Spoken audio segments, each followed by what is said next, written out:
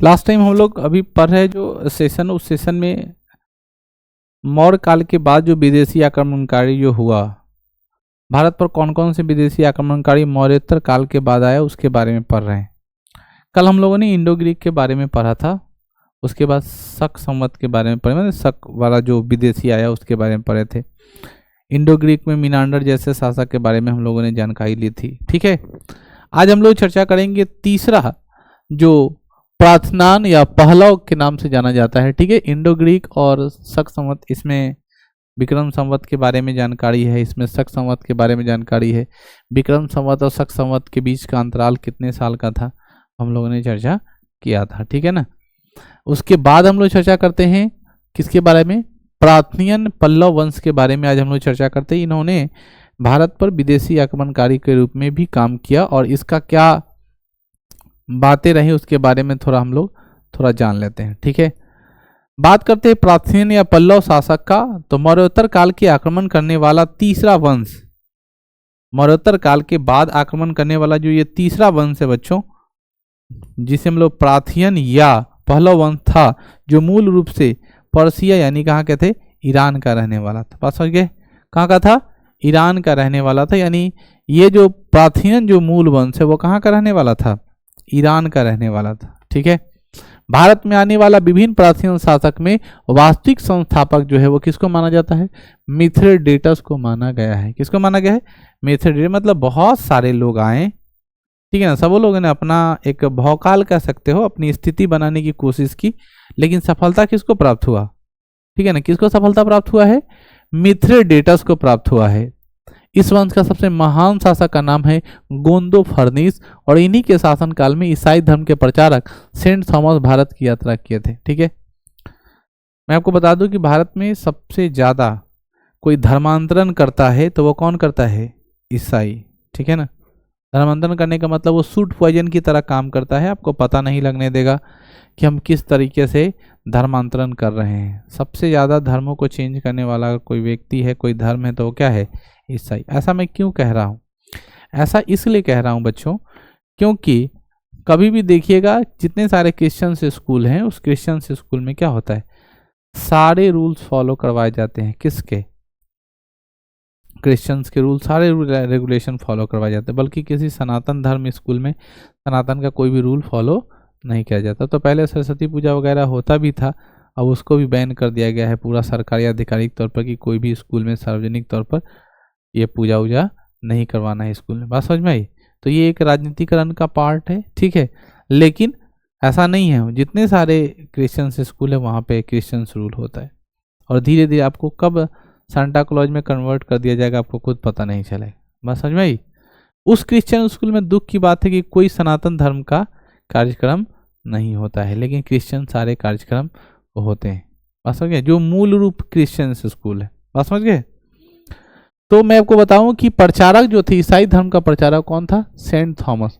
पूरी दुनिया में सबसे ज़्यादा कोई धर्म माना जाता है, उस धर्म का नाम है इस्लाम। सबसे ज़्यादा कौन, इस्लाम के ऊपर वाले पोजीशन में है ईसाई धर्म। बात समझे, क्रिश्चियंस, लोग ज़्यादा क्रिश्चियंस को ही फॉलो करता है। बात समझे, उसके बाद इस्लाम।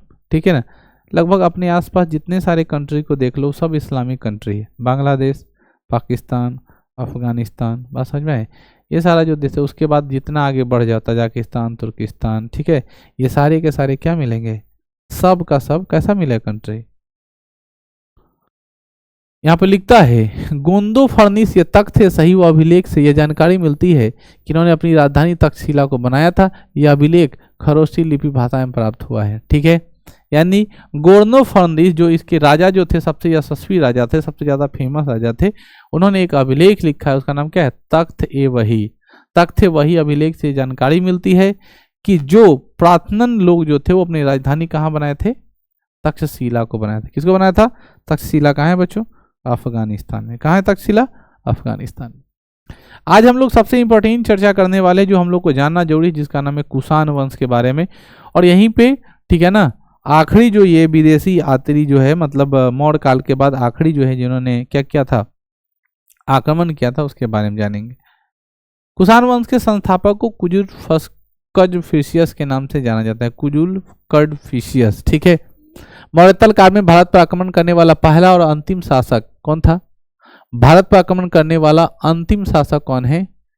कुषाण वंश के। कुषाण मूलतः किसके? चीन तुर्किस्तान के थे। प्रस्थान कहाँ के आए थे? ईरान के। कहाँ के? ईरान के। जबकि कुषाण कहाँ के हैं? चाइना के। ठीक है ना, चीन का है। मूलतः चीन तुर्किस्तान के रहने वाले थे। यूं ची जनजाति के 5 शाखाएं थी, इन 5 में से एक थी कुषाण। यूंची जो जनजाति होती है उसमें कितने शाखाएं थी? 5। उस 5 में से एक ये भी था। बात समझ गए ना, यूंची जो जनजाति थी उसमें 5 में से एक ये भी था। ठीक है, तो यूंची में से 5 एक ये भी था। कौन? कुषाण वंश। भारत में कुषाण वंश की स्थापना कुजुल कटफिशियस के द्वारा किया गया, जो शैव धर्म अर्थात शिव भगवान को मानते थे, जिसका प्रमाण उसके सिक्के में चलाए गए में उल्लेख माना जाता है। जैसे आपको पता है कि कुजुल फेटियस किसको मानता? शैव धर्म को मानता था, मतलब शिव भगवान को मानता था, शंकर भगवान को मानने वाला था। शायद भक्ति मार्ग के द्वारा ही उसको यहाँ पर क्या मिल गया होगा? जगह मिल गया होगा। इस बात का प्रमाण लोगों को कैसे पता चला कि वो शिव को मानता है? तो उसने जो सिक्के को जारी किया था, उस सिक्के पर ना कुजुल कटफिशियस ने एक आकृति छपी हुई थी, जिस पर नंदी बैल अर्थात भगवान शिव की सवारी का क्या था? वर्णन किया था। समझ गए? समझने वाली बात है कि कुजुल कटफिशियस के द्वारा जो सिक्के जो जारी किया गया, उस पर नंदी भगवान का फोटो बना दिया। किसका फोटो? नंदी का फोटो। और वही नंदी का फोटो क्या होने लगा? फ्लैश होने लगा, दिखाई देने लगा, जिससे दूसरी तरफ नंदी बैल शिव भगवान की सवारी नंदी गाय में है। देखो यहाँ पे लिखा हुआ है। इन सिक्कों पर एक तरफ कुजुल कटफिशियस की आकृति थी, मतलब कुजुल कटफिशियस अपना फोटो बनवाया, और दूसरी तरफ नंदी बैल का क्या बनाया? शिव भगवान की सवारी का क्या बना दिया? फोटो कर दिया था।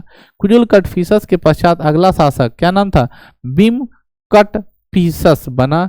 यह कुषाण वंश का पहला शासक था जिसने सोना का सिक्का जारी किया था। इसीलिए बच्चों, सोने का सिक्का को जारी करने वाले को किसको कहा जाता है? कुषाणों को। ठीक है ना। बात करते हैं, यह भी शैव धर्म मानता था, यानी कुषाण का कौन सा वंश था? शैव धर्म मानते, मतलब शिव को ज्यादा मानता था। भगवान शंकर को मानने वाले लोग वो लोग ज्यादा थे। शंकर भगवान में उनकी बहुत ज्यादा आस्था थी। ठीक है ना। हालांकि शंकर भगवान में भारत के लोगों को भी अभी बहुत ज्यादा आस्था है। ठीक है ना। आगे क्या कहता है सो सुनेंगे। भीम कटफिशियस शैव धर्मावलंबी था। उसने महेश्वर की उपाधि धारण की थी। किसकी? महेश्वर की उपाधि धारण की थी, अर्थात वो शैव उपासक होने धर्मावलंबी था, जिसके कारण उसने क्या किया? महेश्वर की उपाधि। महेश अर्थात भगवान शंकर। भगवान शंकर का नाम क्या है? पर्यायवाची शब्द क्या होता है? महेश। ठीक है ना, इसीलिए उन्हें महेश्वर कहा गया है और इससे महेश्वर की उपाधि धारण की। इनके सिक्कों पर खरोष्ठी लिपि में इनका नाम खुदा हुआ था, तथा दूसरी तरफ शिव पार्वती एक त्रिशूल की आकृति खुदी हुई थी। कुजुल कटफिशियस जो सिक्का जारी किया उस पर नंदी का बैल आया, लेकिन जब भीम कटफिशियस ने जारी किया तो पूरा शंकर जी, पार्वती जी, ठीक है ना, त्रिशूल लेकर के बैठा दिया। बुझे? इस वंश का सबसे महान शासक का नाम क्या था? कनिष्क था। याद हो गया? जिन्होंने अपना राज्याभिषेक 78 ईसा पूर्व में करवाया और इस अवसर पर कौन? शक संवत को जारी किया। समझ गए? कल ही पढ़े थे 78 ईसा पूर्व में क्या आया? शक संवत आया। ठीक है ना, ईसा पूर्व में, कौन कंफ्यूजन नहीं है। जबकि वह किस में आया था? ईस्वी में आया था। विक्रम संवत किस में आया था? ईस्वी में आया था। दोनों के बीच में हम लोग क्या करेंगे? अंतराल निकालेंगे। ठीक है ना, समझ में आ रही है ना। आगे बढ़ते हैं। कनिष्क ने अपनी राजनीतिक राजधानी पुरुषपुर अर्थात पेशावर को बनाया था। ठीक है, जबकि सांस्कृतिक राजधानी तक्षशिला को बनाया। हालांकि बाद में सांस्कृतिक राजधानी मथुरा स्थानांतरण कर दिया और अंततः यही मथुरा सांस्कृतिक राजधानी रह गई। यानी तक्षशिला ज्ञान का केंद्र था, इसीलिए लोग उसको कोई भूलता नहीं था, क्योंकि जहां ज्ञान है वहीं सम्मान है। ठीक है ना, इसलिए सब लोग उस जमाने में तक्षशिला की तरफ क्या करता था? ज्यादा भागता था। कितना अच्छा समय था, भारत पाकिस्तान अफगानिस्तान सब एक के साथ था, पूरा एक पार्ट था, इसीलिए उसका नाम था अखंड भारत। ठीक है ना, धीरे धीरे खंड होता जा गया, अब फूटल भारत हो गया है। ठीक है, टूटल भारत छोटा छोटा पार्ट के रूप में अलग अलग डिस्क्रिप्ट हो गया है ना। यहाँ पे क्या लिखता है? कनिष्क के बारे में कहा जाता है कि वह पाटलिपुत्र पर आक्रमण करके अश्वघोष नामक विद्वान की महानता बुद्ध की भिक्षा पात्र अर्थात भीख मांगने वाला बर्तन अपने साथ लेकर चले गए। इसी अश्वघोष की कनिष्क ने अपने राज कवि का दर्जा दे दिया। सुनाई दे रहा है? कनिष्क के बारे में क्या कहा जाता है? सर सुनो, कनिष्क के बारे में कहा जाता है कि वह पाटलिपुत्र पर आक्रमण करके अश्वघोष नामक विद्वान एवं महात्मा बुद्ध का भिक्षा पात्र भीख मांगने वाला बर्तन अपने साथ लेकर के चला गया। इस अश्वघोष को कनिष्क ने अपने राज कवि का दर्जा दिया। ठीक है, अर्थात भगवान बुद्ध के बातों में वो आया, पाटलिपुत्र पर आक्रमण किया और किसको लेके गया? भगवान बुद्ध का भिक्षा पात्र, भगवान बुद्ध का देखोगे ना ऐसा वाला एगो, ठीक है ना, सितुआ जैसा ऐसा तुमको बर्तन मिलेगा हाथ में रखे हुए जिसमें भिक्षा पात्र रहता है, वो लेके चला गया और अश्वघोष को भी सपने साथ लेके गया, ठीक है ना, जिसे वो राज कवि का क्या किया, दर्जा दिया। कनिष्क के राज दरबार में कई विद्वान रहते थे, जैसे क्या नाम है, अश्वघोष, दूसरा क्या है, वसुमित्र, इसका नाम सुने होगे तो लोग। वसुमित्र कौन था, अध्यक्ष, बात समझ में आया। चतुर्थ बौद्ध सम्मेलन क्या था, यही वसुमित्र था, और उसमें अश्वघोष का भी नाम आया होगा, उपाध्यक्ष, ठीक है ना। तो यह अश्वघोष कौन था, उसका कवि था। उसको कहाँ से लेके उठा के गया था, पटना से लेके एक बार कश्मीर चला गया, समझ रहे हो ना, उसी इलाके में रखा। नाम अब क्लियर हो रहा है ना, अश्वघोष उपाध्यक्ष और वसुमित्र क्या था, अध्यक्ष था। इसको लेके कहाँ चला गया, ठीक है ना, वहीं जाकर के ये सब अपना कर्मकांड किया है। उसके आज आगे नाम है पार्थिव, चरक, नागार्जुन इत्यादि सब लोग इन्हीं के शासनकाल में रहते थे। चरक जो थे वो क्या थे, चिकित्सा से संबंधित रखते, जिन्होंने चरक संहिता नामक पुस्तक की रचना की। नाम याद रखेंगे, चरक कनिष्क के शासन काल में रहता था, और चरक संहिता किताब किसने लिखा है, चरक ने लिखा है, ठीक है। और चरक जो थे वो बहुत अच्छे आयुर्वेद को जानने वाले थे, ठीक है ना, मतलब चिकित्सा क्षेत्र में बहुत अच्छा उनका नॉलेज था। अगला नाम है कनिष्क बौद्ध विद्वान पार्श्व कहने वाले, काश्मीर के कुंडलवन में चतुर्थ बौद्ध सम्मेलन आयोजन किया था। इस बौद्ध सम्मेलन पर किसके कहने पर, अब देखो नाम समझ में आ रहा है, नाम है पार्श्व। अब क्वेश्चन ऐसा घुमाएगा ना कि फ्यूज हो जाओगे, क्योंकि हम लोग क्वेश्चन वहां यही पढ़े थे कि चतुर्थ बौद्ध सम्मेलन में अध्यक्ष ये था, उपाध्यक्ष ये था, राजा ये था। 99 ईसा पूर्व में या पहली सदी में हम लोग कर दिए ना बोले, लेकिन ये कभी नहीं कहा कि कनिष्क ने किसने कहने पर चौथा बौद्ध संगति बुलाया, किसके कहने पर चौथा बौद्ध संगति बुलाया, उसका नाम क्या है, पार्श्व। समझ में आ गया, पार्श्व विद्वान के कहने पर चौथा बौद्ध संगति क्या हुआ, बुलाया गया था। इसमें अध्यक्ष के साथ साथ एक उपाध्यक्ष की व्यवस्था किया गया था। अध्यक्ष के पद पर वसुमित्र और उपाध्यक्ष के पद पर किसे बैठाया गया, उसको बैठाया गया, अश्वघोष को। इस बौद्ध सम्मेलन में बौद्ध धर्म को दो शाखा में बांट गई, तो बौद्ध धर्म का पार्ट है। फिर यहाँ से आपको याद है सब कि चौथे बौद्ध सम्मेलन में दो पार्ट में बटा, हीनयान और महायान। खुद कनिष्क महायान शाखा का समर्थन करने लगा, ये क्योंकि ये परंपरा को नहीं मानने वाला था, परंपरा का विरोध करने वाला था, ठीक है ना। परंपरा को मानने वाले हीनयान कहलाए, परंपरा को नहीं मानने वाले क्या कहलाए, महायान कहलाए। वसुमित्र नामक विद्वान ने महाविभाषा सूत्र की रचना किया, जिसमें बौद्ध धर्म को विश्वकोश कहा जाता है। बौद्ध धर्म को क्या कहा जाता है, विश्वकोश के नाम से जाना जाता है। महाविभाषा सूत्र किसकी रचना है, वसुमित्र की। कनिष्क के ही प्रयास से महायान बौद्ध धर्म का प्रचार मध्य एशिया और चाइना में हुआ, अर्थात चीन में हुआ। मध्य एशिया में बौद्ध धर्म के प्रचार का जीता जागता उदाहरण था बमियान का बौद्ध मूर्ति, जो अफगानिस्तान में तैयार किया गया है। कनिष्क के समकालीन विद्वान नागार्जुन थे, जिन्होंने क्या लिखा है, माध्यमिका सूत्र। कौन सूत्र, माध्यमिका सूत्र नामक पुस्तक की रचना की। इस पुस्तक में उन्होंने शून्य का सिद्धांत यानी शून्यवाद के बारे में चर्चा किया है।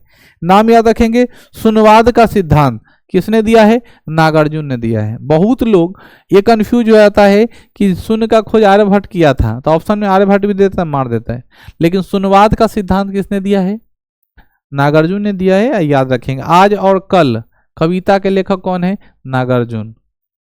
आज और कल के लेखक कौन है, ठीक है, नागार्जुन, याद रखेंगे। और ये भी कविता है बसंती हवा के लेखक कौन है, नागार्जुन। सुने हो, ये तो जूनियर सेक्शन में कविता ही पढ़े हो। हवा हूँ बसंती हवा हूँ, सुनो मेरी बातें अनोखी हवा हूँ, जिधर चाहती हूँ उधर घूमती हूँ, ठीक है ना। ये तो कविता है, जिधर चाहती हूँ उधर घूमती हूँ, ये हवा के बारे में कहा गया है। तो हवा का भी लेखक जो ये आज और कल जो कविता जो फरमाया गया वो नागार्जुन के द्वारा लिखा हुआ है, ये आप लोग को याद रखना चाहिए।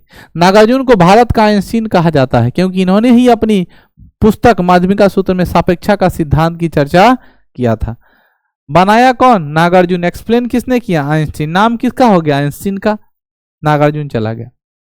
लेकिन पुस्तक में लिखा हुआ इसलिए बहुत ज्यादा पढ़ने वाला आदमी, ठीक है ना। जैसे आप फिल्म देखते हैं, हीरो को जानते हैं, लेकिन बहुत डीप में जो फिल्म जानने वाला है, जो फिल्म के बारे में, फिल्मी जगत को बहुत जाना है, वो डायरेक्टर को जानेगा, क्योंकि उसको पता है कि हीरो कुछ नहीं कर रहा है, करवा कौन रहा है, डायरेक्टर करवा रहा है। बस समझ में, ठीक उसी प्रकार यहाँ भी है। जो डीप में इतिहास जान रहा है वो आइंस्टीन को नहीं जानेगा, वो किसको जानेगा? नागार्जुन को जानेगा, क्योंकि उसको पता है शून्यवाद का सिद्धांत पहले किसने दिया था? नागार्जुन ने दिया। तो उसने पुस्तक लिखी थी सापेक्षा का सिद्धांत, और जो माध्यमिक का सूत्र पुस्तक उसमें सापेक्षा का सिद्धांत है, और फिर वो आगे की तरफ आया। यहाँ पे क्या लिखता है समझना, कनिष्क प्राचीन भारत का पहला शासक था जिसने विश्व प्रसिद्ध रेशम मार्ग, जिसको सिल्की वे पर अधिकार किया था, यह मार्ग चीन के क्षेत्राधिकार के तहत आया था। बात समझ गए?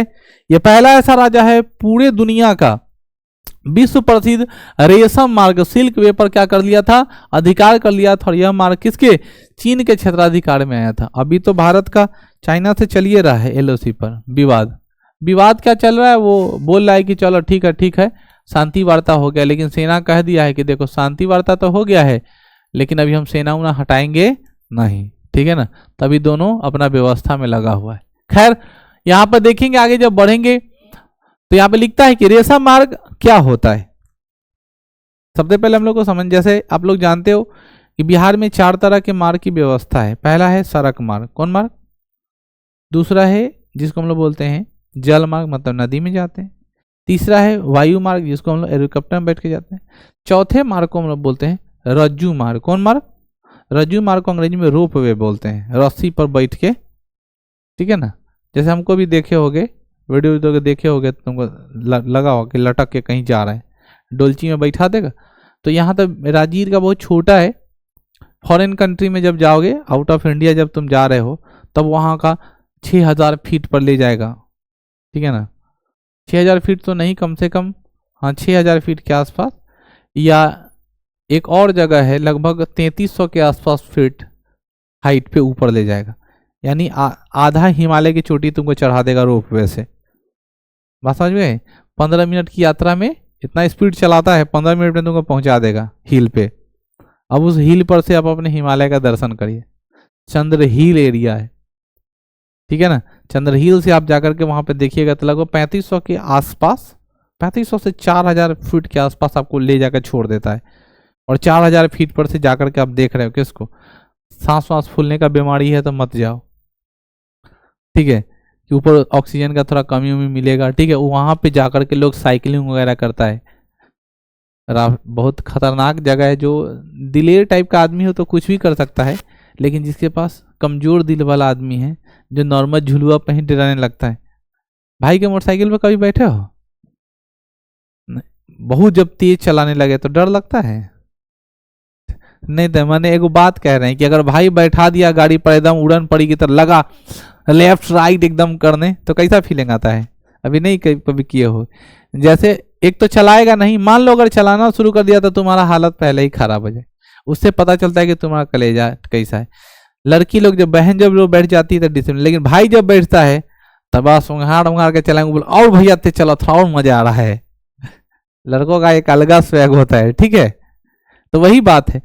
इसमें से 4 मार्ग के बारे में तो हम लोगों ने जाना, सड़क मार्ग, जल मार्ग, वायु मार्ग और रज्जू मार्ग। समझ गए ना? आज हम लोग किस मार्ग के बारे में जाने? रेशम मार्ग। रेशम मार्ग क्या होता है समझिए। रेशम मार्ग आमतौर पर वह स्थलीय रास्ता कहलाता है जिसे चीन के हान राजवंश का महान यात्री चांग छयान ने खोला था, जो हान वंश की राजधानी छांगआन से पश्चिम की रोम तक पहुंचा था। समझ रहे हो? वह इसलिए उसका नाम रेशम मार्ग है, वो चाइना का इलाका से खोला गया था। ऐसा नहीं समझना कि डोरा उड़ा रस्सी उसी पर लेकर बवा रहा है। बात समझ गया ना? रेशम मार्ग वह इलाका है, फिर से समझो, वो स्थलीय रास्ता है, ठीक है ना। मतलब क्या है? जमीन का ही रास्ता है, लेकिन ये किसके द्वारा खोला गया है? चीन के हान राजवंश के महान यात्री चांग छयान ने खोला था, जो हान वंश की राजधानी छांगआन से पश्चिम में रोम तक पहुंचता था, ठीक है। इटली, रोम अर्थात इटली, इटली की राजधानी रोम, ठीक है ना। तो वही इलाका जो यहाँ पे लिखता है, पेरिपल्स ऑफ द इथ्रियन सी नामक पुस्तक में यह जानकारी मिलती है। इस काल में सर्वाधिक व्यापार रोम से होता था। कहां से होता था? रोम से। कनिष्क के काल में व्यापार का वाणिज्य स्थलीय मार्ग के साथ साथ समुद्री मार्ग से भी होता था। व्यापार वाणिज्य कहां से? स्थलीय मार्ग के साथ साथ कहां से होता था? समुद्री मार्ग। तो दूसरा तो कोई ऑप्शन ही नहीं था, तो होगा किससे? स्थलीय मार्ग से तो हो ही जाता था, और दूसरा किससे होता था? समुद्री मार्ग से, मतलब समुद्रों के बीच से होता था। इनके काल में पूर्वी समुद्री तट का प्रमुख बंदरगाह ताम्रलिपि बंदरगाह था जो बंगाल में स्थित था, जबकि पश्चिमी समुद्री तट पर स्थित प्रमुख बंदरगाह सोपारा एवं कल्याण था। यह दोनों महाराष्ट्र में था। देखा जा रहा है इनके काल में पूर्वी समुद्र तट का प्रमुख बंदरगाह कौन था? ताम्रलिपि बंदरगाह है जो बंगाल में, ऐसे भी हम लोग को दिखाई देता है भारत के नक्शा में कि सबसे पूर्वी में जाएंगे तो बंगाल की खाड़ी है, तो उधर बंगाल का इलाका है, उसी बंगाल का इलाका में कौन लिपि? ताम्रलिपि बंदरगाह होता था कनिष्क के शासनकाल में। और पश्चिमी में बात करें तो उधर महाराष्ट्र का ही इलाका होगा जहां पे बंदरगाह होगा, ठीक है ना। तो वो वाला इलाका कौन था? सोपारा और कल्याण दोनों। लोग पहले भी खिसिया के बोल देता है कि सोपारा में जाए, ठीक है ना, तो तुम उसको गाली समझते हो, ठीक है ना। बोले कि पापा हम भी बाजार जाएंगे, तो बोले सोपारा में जाएगा, बोल देता है। तो तुम कभी मत समझना गाली है, पापा को नॉलेज नहीं है, बोलने का तरीका स्टाइल इस तरह के लग रहा है गाली आ रहा है, लेकिन उस सोपारा जो है वो क्या है? बंदरगाह का नाम है जहां पर बोट उतर रहा है और महाराष्ट्र मुंबई में। तो अब बोले कोई आदमी कि सोपारा में जाओगे, तो बोलेगा हाँ जब आओ। अब वो आदमी और बम के बोले कितना बदतमीज टाइप का आदमी है। बोले चाचा बदतमीजी थोड़े है, सोपारा जो है एक बंदरगाह है जो महाराष्ट्र में पड़ता है जहां पर बोट सब आके जुड़ता है, तो सोपारा भेज दो हमरा के, कोई दिक्कत, ठीक है ना। तो सोपारा गलत वर्ड नहीं है, ठीक है, नहीं जानते हैं ना इसीलिए गरमा जाते। जैसे आप लोगों को एक बार सुनाए थे, आप लोग को याद भी होगा, जो जब आप 10th 11th में पढ़ रहे होंगे शायद, तो एक लड़का जो है वो गांव से प्रतिदिन जाता था गांव में एक दादाजी रहते थे जो अनपढ़ टाइप के आदमी थे, ठीक है, तो उनको गुड मॉर्निंग का मतलब नहीं समझ में आता था। तो लड़का जो है नया नया शहर में पढ़ता था, और क्या हुआ, आया शहर से पढ़ के, ठीक है, तो दादाजी को प्रणाम करता था, 4-5 दिन की छुट्टी में आया था तिलवा संक्रांत के, तो सुबह सुबह जाता था, कहता था दादाजी गुड मॉर्निंग, ठीक है, अब बोल करके खिलखिलाते हुए चल जाता था। उसको लगता था वो दादाजी को अंग्रेजी में बोल दिए, अच्छा फील हो रहा होगा। तो 2 दिन 3 दिन लगातार ऐसे करने लगा, तो बूढ़ऊ को ऐसा फील होने लगा कि वो हमको क्या कर रहा है, गरिया रहा है। तो अगला दिन वो पूरा तैयार में थे कि अगर आज हमरा कुछ बोला तो आज उसको भर पेट गरियाएंगे, ठीक है ना। पूरा धोती संभार के एकदम तैयार थे। लड़का वही कुछ हलते कूदते आया, बोला दादाजी आज तो हम जाने वाले हैं, दादाजी गुड मॉर्निंग।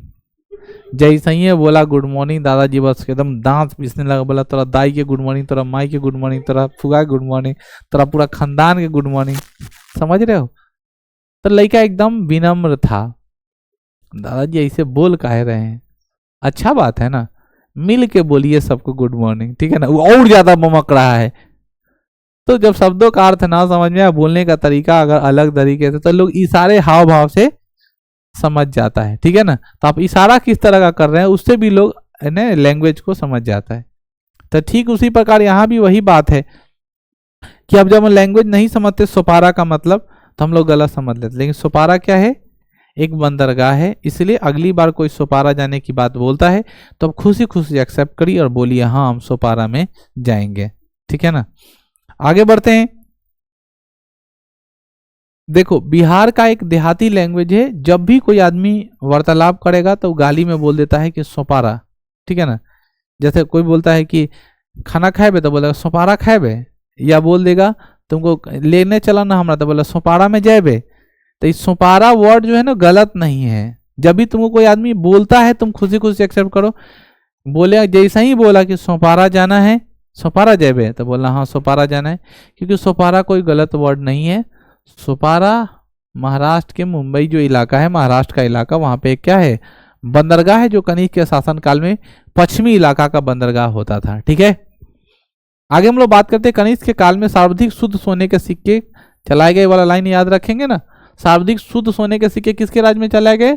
कनिष्क के शासनकाल में। सर्वाधिक सोने का सिक्का, यहाँ लाइन देखो, सर्वाधिक सोने का सिक्का गुप्त काल में चलाया गया है। सर्वाधिक शुद्ध सोने का सिक्का कुषाण ने चलाया, मतलब कुषाणों ने चलाया था कनिष्क के शासन, दोनों अलग अलग बात है। सर्वाधिक सिक्के किसमें चलाए गए? गुप्त काल में। सर्वाधिक शुद्ध सोने के सिक्के किसमें चलाए गए? ठीक है, कनिष्क के काल में तांबा के सिक्के की कांकनी कहा जाता था। क्या कहा जाता था? कांकनी कहा जाता था। आगे हम लोग बढ़ते हैं, अगला नाम है मथुरा में कनिष्क के सिक्कों का एक ढेर मिला है जिसमें कनिष्क को एक सैनिक के वेशभूषा में दिखाया गया है।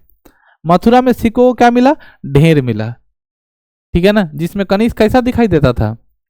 मथुरा जो है वो सांस्कृतिक राजधानी बताई जाती है। किसकी? कनिष्क का सांस्कृतिक राजधानी कौन था? मथुरा। समझ में है? आज भी मथुरा में जाइएगा तो बहुतों लोग को, वहां के लगभग पारिवारिक लोगों को तबला बजाने, हारमोनियम बजाने, गीत उत गाने, भजन व कीर्तन करने, ये सब आता हो। हम लोग के ग्रामीण क्षेत्रों में जब जाइएगा तो अक्सर आदमी गड़ीहंडा मिलेगा, ठीक है ना, झगड़ा झूरी करने वाला, ये सब वाला काम मिलेगा। लेकिन हारमोनियम ताल धीरे धीरे वो विलुप्त होते जा रहा है, वो प्रजाति, ठीक है ना। जैसे दादाजी लोग को बहुत ज़्यादा भजन कीर्तन इस सब बहुत ज़्यादा मन लगेगा, हारमोनियम टोपो ढोलक वोलक इस सब में बहुत ज़्यादा मन लगता है ना। लेकिन उसका नेक्स्ट जनरेशन देख लो, सबसे बहुत दूर है, ये फालतू काम का दिमाग नहीं है, सब आलतू फालतू करते रहते हैं। लेकिन क्या आपको पता है धीरे धीरे वो जनरेशन प्रजाति क्या होगा? लुप्त होगा, तो हमारा ये संस्कृति क्या हो जाएगा? खत्म। पुराने जमाने में घर में जब अठजाम होता था गांव में, ठीक है ना, तो कोई साटा वाटा नहीं बनाता था अठजाम का, ठीक है ना। वही गांव का 4-5 आदमी आता था, 10 आदमी का मंडली होता था, वही बजाता था, वही अठजाम करता था, फेरा फाड़ी करके। जब मेरा जग होगा तो वो आकर अठजाम करेगा, उसका जग होगा तो हम जाकर अठजाम करेंगे, यही प्रोसेस होती थी। लेकिन आज के समय सब क्या है? पैसे से मिलता है, आदमी को इकट्ठा करते हैं, वो अपना गा रहा है बजा रहा है, तो प्रजाति लुप्त हो रहा है। अब उसके लिए हम लोग सीखने जाते हैं। बात समझ गए? यहाँ पे देखो, हमारे नाना जी बहुत अच्छा ढोलक बजाते थे, बहुत अच्छा ढोलक बजाते थे, हाथ में बड़ा बड़ा लकड़ी एकदम बांध करके एकदम दनादन दनादन, ठीक है, बजाते थे। बहुत अच्छा ढोलक उनको बजाने आता था। बचपन का बात है, जब हम रहते थे उनके साथ, ठीक है, तब तो ये दुनिया में नहीं है, लेकिन जब रहते थे तब मंडली में से आते थे तो रखे रहते थे लड्डू अपने पॉकेट में, या सुबह रख देते थे। सुबह जब वो घायल उठे तो घर में 2 बच्चा था, मामा का एक बड़ा बेटा एक हम, तो दोनों आदमी को लड्डू या मिश्री या कुछ भी, ये बात का प्रमाण होता था कि रहते वो मंडली में गए हैं। अगर नहीं मिला तो इस बात का प्रमाण है कि मंडली में नहीं गए हैं, ठीक है ना, इससे पता चलता था। तो अब वो प्रजाति नहीं है। दिन भर आदमी काम किया, शाम को भजन किया, तो रात को तो नींद आवे करेगा। दिन भर काम किया, घरे आके फ्री बैठता है, तेल बेल देखता है, वो टीवी में गोभी बहू फोफी बहू, उसका दिमाग और पकड़ाता है, झगड़ा झूरी करेगा और टेंशन वाला बते। भगवान का भक्ति उक्ति करेगा तब ना आज रिलैक्स होगा। इसीलिए पहले के लोग दिन भर हरवाही करता था, आज सांझ के भजन किया, रात के सुत गया, बस टेंशन फ्री, फिर सुबह उठा, फिर काम में ताजा ताजा माइंड रहा। मथुरा के कनिष्क में शीशों का एक ढेर मिला है, जिसमें कनिष्क को क्या बताया गया है? वेशभूषा को दिखाया गया है। वो एक सैनिक के वेशभूषा में रहते थे। कनिष्क के काल में ही हिप्पलास के द्वारा मानसून की खोज की गई थी। सुन लो, किसके द्वारा? हिप्पालस के द्वारा। क्या सुन गया? ये मानसून, मानसून की खोज किसके द्वारा किया गया है? हिप्पालस के द्वारा। यह मानसून अरबी भाषा का शब्द है, जिसे मौसम से उत्पन्न किया गया है, जिसका अर्थ होता है मौसम के अनुरूप पवन की दिशा में क्या होता है? परिवर्तन। मानसून की खोज किसने की थी? हिप्पालस। किसने की थी? हिप्पालस। मानसून का क्या अर्थ होता है? मौसम के अनुसार हवा की दिशा। सवाल पूछता है, ठंडे के दिनों में किस राज्य में बारिश होती है? दक्षिणी क्षेत्र में। दक्षिणी क्षेत्र मतलब तमिलनाडु वगैरह, इस समय में अभी बारिश होने की भरपूर संभावना है। बात समझ गए? और वो जो बारिश हो रही है वो कैसी बारिश हो रही है? लौटती हुई मानसून के कारण। समझ गए? तो सवाल ये भी पूछता है कि लौटती हुई मानसून के कारण कहाँ बारिश होती है? दक्षिण भारत में। किस भारत में? दक्षिण भारत में लौटती हुई मानसून के कारण वर्षा होती है। मानसून की खोज किसने की थी बच्चों? हिप्पालस ने किया था। किसके शासनकाल में? कुषाण के शासनकाल में। नाशपाती की खेती कनिष्क के काल में प्रारंभ हुई थी। समझ में आया? कौन सा ऐसा फल है जिसमें सभी विटामिन पाए जाते हैं? नाशपाती। कौन सा ऐसा फल है जिसमें सभी विटामिन पाए जाते हैं? नाशपाती। कौन सा ऐसा फल है जिसमें सभी विटामिन पाए जाते हैं? नाशपाती। ठीक है ना, याद रखिएगा, नाशपाती ऐसा फल है जिसमें सभी प्रकार के विटामिन पाए जाते हैं। पपीता भी, ठीक है ना। तो नाशपाती खाते हैं, पपीता खाते हैं, तो आपको कोई चीज का दिक्कत नहीं है। ठीक है ना, आगे बढ़ते हैं। कनिष्क के शासनकाल में मूर्ति निर्माण कला के क्षेत्र में काफी विकास हुआ है। नागार्जुन की तुलना यूरोपीय धर्म सुधारक मार्टिन लूथर से भी किया गया है। किसके द्वारा? मार्टिन। एक तो नागार्जुन की तुलना किससे किया गया है? आइंस्टाइन से। भारत का आइंस्टाइन नागार्जुन। नागार्जुन का तुलना मार्टिन लूथर से भी किया गया। आप लोग नाम सुने मार्टिन लूथर का? मार्टिन लूथर किंग जूनियर, ठीक है ना, वो बहुत अच्छे, ठीक है, समाज सुधारक थे। ठीक है, वो जातिवाद का बहुत ज्यादा खंडन करते थे। ठीक है ना, जातिवाद का छोड़ो, रंग के आधार पर, बात समझ गए ना, काले गोरे के बीच क्या है, एक बाध्यता को खत्म करने का उन्होंने काम किया। ठीक है ना, कि गोरे आदमी और काले आदमी दोनों मानव होते हैं, उन दोनों में क्या नहीं करना चाहिए, कोई भेदभाव नहीं करना चाहिए। ठीक है, हम नहीं करेंगे। ठीक है, मार्टिन लूथर किंग जूनियर का ऐसा, जो महिला काली है वो खुद काली महिला को नहीं पसंद करती है, तो उस समाज से क्या मतलब एवेल्यूट किया जाए कि चाहे कोई भी पुरुष बहुत काला रहेगा, वो देखना वो हमेशा गोरा आदमी को ज्यादा पसंद करेगा। जो आदमी काला है या काली लड़की है या काली महिला है या काला लड़का है, वो खुद किसी काला आदमी को नहीं पसंद कर पाएगा। तो समाज से कैसे काला को खत्म किया जा सकता है, दोनों काले और गोरे के बीच का दरार को खत्म किया जा सकता है। ये चमड़ी का रंग, जैसे जातिवाद धीरे धीरे खत्म हो रहा है, मान लो थोड़ा थोड़ा मतलब सुगबुगाहट हुई है, छुआछूत खत्म हुआ है, लेकिन रंग वाला तो अभी वहीं का वहीं पड़ा हुआ है। लोग पहला भले ही कितना बोलता है, लेकिन रंग गोरे आदमी को ज्यादा जल्दी सेलेक्ट कर लेता है। भारत की बात हम कर रहे हैं, तो क्यों ऐसा हो रहा है? क्योंकि वो काले लोग ना गोरे लोग का वैल्यू ज्यादा बढ़ा रहे हैं, क्योंकि खुद काला है उसको नहीं पसंद कर पा रहा। ठीक है, इसीलिए रंग भी एक समय में जैसे आएगा वो धीरे धीरे क्या हो जाएगा, खत्म होते जाएगा। इसे भी बोल देंगे कि हम लोग साउथ में जाकर बसेंगे, ठीक है, भारत के साउथ इलाका में जाने पे एकदम कड़िया कड़िया आदमी रहेगा, कोई दिखते नहीं रहेगा। समझ गए? अक्षात नामक विद्वान ने परिटॉल ऑफ द इर्थियन सी नामक पुस्तक की भी रचना की थी। कौन नामक विद्वान? अक्षात नामक विद्वान ने क्या नाम है, परिटलस ऑफ द इर्थियन सी नामक पुस्तक की रचना की थी। कनिष्क ने अपनी राजधानी पुरुषपुर के समीप, पुरुषपुर मतलब पटना नहीं, पेशावर, नाम याद रखेंगे। पुरुषपुर मतलब पटना नहीं, क्योंकि बहुत जूनियर सेक्शन में 10th में पढ़े होंगे, पटना का प्राचीन नाम है पुरुषपुर, कुसुमपुर, ठीक है ना, तो वो पुरुषपुर नहीं समझना। पुरुषपुर का अर्थ यहाँ पेशावर है। एक विशाल संघाराम विहार का निर्माण करा। विहार का मतलब संगोष्ठी करने वाला, सत्संग करने वाला, भाषण देने वाला बड़ा बड़ा हॉल, समागम करने वाला बड़ा बड़ा जगह, उसी का हम लोगों ने नाम क्या रखा, विहार रखा, है ना।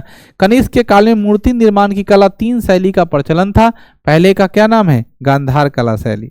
पहले समझो कि गांधार कला शैली क्या है, ठीक है ना, और इस किसके शासन काल में शुरुआत हुई, तो कनिष्क के मूर्ति काल निर्माण में 3 शैली का प्रचलन में था। पहला जो प्रचलन आया वो कौन है, गांधार शैली।